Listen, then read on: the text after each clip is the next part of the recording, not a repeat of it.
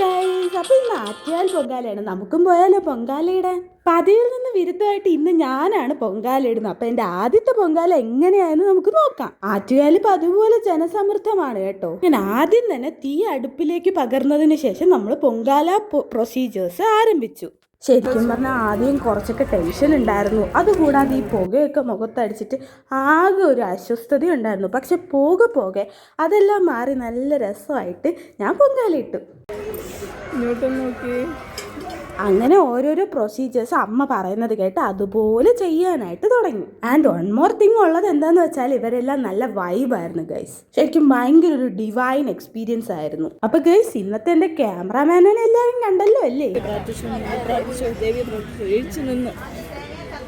ഇവിടെയുള്ള ഈ മാമിമാരെല്ലാം വേറെ വേറെ നാട്ടിൽ നിന്ന് വന്നവരാണ്. മാക്സിമം മലപ്പുറത്തു നിന്നൊക്കെ ഉള്ളവരാണ് ഉള്ളത്.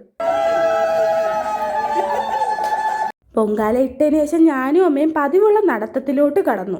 This was the main part and my favourite part. ഈ ഒരു പോക്കിൽ തന്നെ നമ്മൾ പല പരിചയക്കാരെയും കാണാനിടയാകും, സംസാരിക്കും.